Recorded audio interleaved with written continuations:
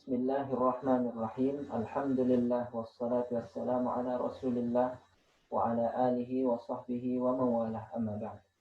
Teman-teman sekalian, kita akan lanjutkan materi kita tentang bahimatul an'am, zakat bahimatul an'am. Nah, pada bahimatul an'am, ya, binatang ternak itu ada beberapa syarat yang terpenuhi, yang harus terpenuhi sehingga seseorang yang memiliki binatang ternak itu harus mengeluarkan zakatnya. Nah, yang pertama ada lidurri wan nasl.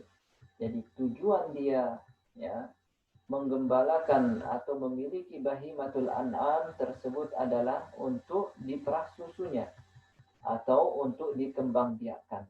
Ini baru dia kena zakat.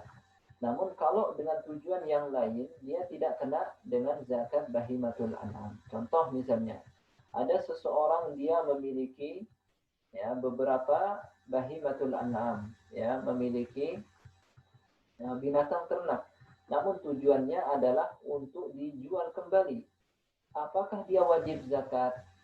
Nah, kalau kita lihat dari sisi ya zakat bahimatul an'am, di sini dia tidak wajib zakat. Namun dia akan wajib zakat dari sisi urudut tijarah, yakni melihat sisi bahwasanya ya binatang ini ya itu menjadi ya barang dagangan, maka dia akan kena dengan zakat urudut tijarah, bukan zakat bahimatul an'am. Jadi syarat yang pertama adalah liturri wan nasl, yakni untuk diperah susunya dan dikembangbiakkan.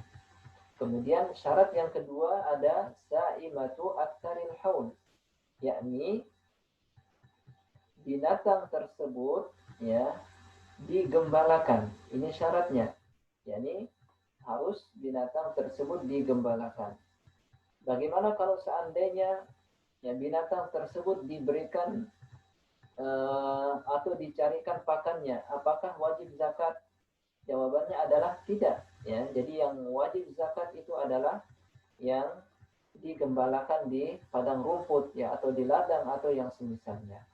Nah, kemudian berikutnya adalah aktsarul haul, yakni dalam hitungan 1 tahun ia digembalakan ya dengan dalam hitungan 1 tahun tersebut kebanyakannya dilepas di ladang misalnya atau di padang rumput, baru dia akan wajib zakat. Nah, tetapi kalau misalnya ya dia digembalakan di ladang ya atau di padang rumput hanya 2 bulan, sisanya kemudian dicarikan pakan sendiri, apakah dia wajib zakat? Jawabannya adalah tidak. Ya, jadi hitungannya adalah dihitung selama 1 tahun itu, apakah dia lebih banyak digembalakan atau dicarikan pakan. Kalau lebih banyak ya digembalakan, misalnya sebanyak 7 bulan dia digembalakan, kemudian sisanya ya dicarikan pakan, maka ini wajib zakat. Tapi kalau kurang misalnya ya selama dia dilepas di padang rumput selama 5 bulan, sisanya kemudian dicarikan pakan, maka dia tidak wajib zakat. Nah, kemudian yang ketiga adalah balighatun nisab, ya, bahwa zat bahimatul an'am, binatang ternak itu akan menjadi atau ada kewajiban zakat padanya ketika dia sudah mencapai nisabnya.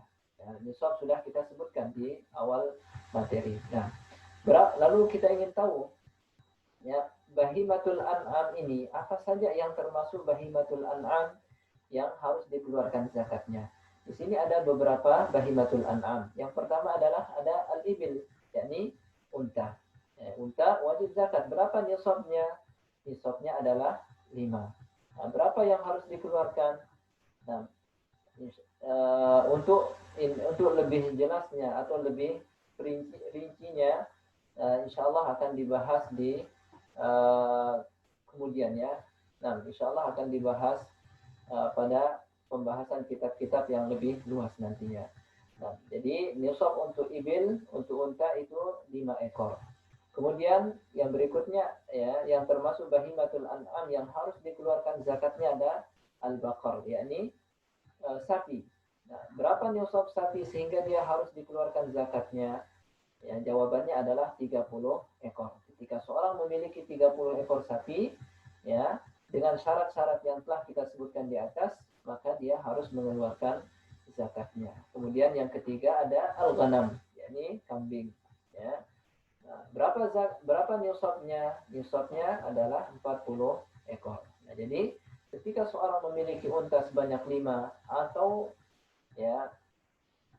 sapi sebanyak 30 atau kambing sebanyak 40, maka dia harus mengeluarkan zakatnya.